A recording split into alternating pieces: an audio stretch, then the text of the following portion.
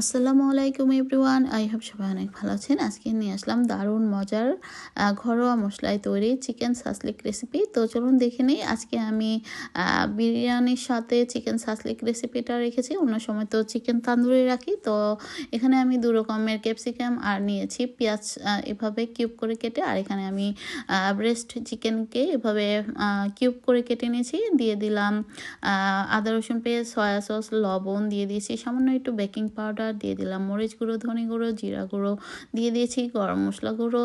তো সমস্ত কিছু দিয়ে আর দিয়ে দিলাম এক ফালি লেবুর রস এখানে চিপে। আপনারা চাইলে টক দই থাকলে টক দইটা অ্যাড করতে পারেন, আর টক দই না দিলেও আমার মতে ভালো হয়, না দিলেই। তো লেবু রসটা দিলেই হবে, আর না দিতে চাইলে স্কিপ করতে পারেন। তো এখন আমি সমস্ত কিছু মেখে এর মধ্যে চাইলে সবজিগুলো একসাথে মেখে দিতে পারেন, বা যখন ভাজবেন তখন সবজিগুলোকে এভাবে মেখে নিতে পারেন। তো চেষ্টা করবেন চিকেনগুলোকে একদিন আগে ম্যারিনেট করে রাখতে, অথবা সাথে সাথে করতে চাইলে আধা ঘন্টা মিনিমাম এভাবে মেখে রেখে দেবেন। তো শেষের দিকে সামান্য একটু তেল দিয়েও আমি এটাকে খুব ভালো মতো মেখে এটাকে রেস্টে রেখে দেবো। আমি যেহেতু এটা আমার কালকে দরকার, তো আমি একদিন আগেই রেডি করে রেখে দিয়েছি।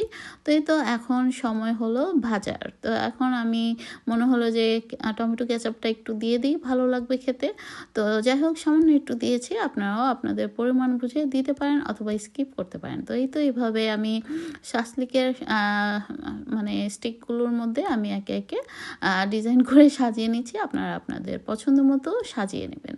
তো প্রথমে দিলাম লাল ক্যাপসিকাম, তারপর পেঁয়াজ, তারপরে গ্রিন ক্যাপসিকাম, তারপর চিকেন। এ তো পরপর এভাবেই আসলে দিয়ে দিচ্ছি।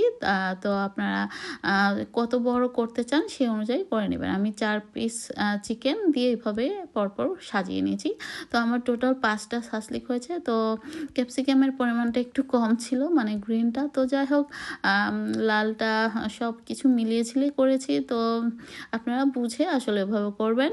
তো যাই হোক, আমি পরপর সমস্ত সাসলিকগুলো এভাবে রেডি করে নিচ্ছি, তারপর চলে যাব ভাজতে। তো আমার সাসলিকগুলো দেখতে খুবই সুন্দর লাগছিল, তাই না? কালারফুল। তো আপনাদের কাছে কেমন লেগেছে অবশ্যই কমেন্টস করে জানাবেন। আর আমার বানানোটা সহজ ছিল না কঠিন ছিল অবশ্যই কমেন্টস করবেন।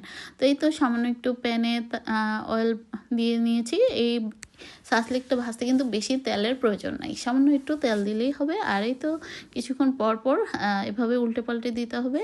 আর যদি সাসলিকের শলাগুলো একটু লম্বা থাকে তাহলে একটু একটু মাথাগুলো কেটে দিবেন, তাহলে পুরো প্যানের মধ্যেই জায়গা করে নেবে। তো এই তো একটু পরপর করার পরে মানে উল্টে পাল্টে ছেঁকে নিয়েছি।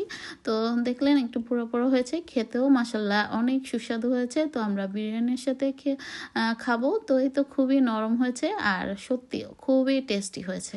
তো ভালো লাগলে রেসিপিটি ট্রাই করবেন। আল্লাহ হাফেজ, থ্যাংক ইউ ফর ওয়াচিং।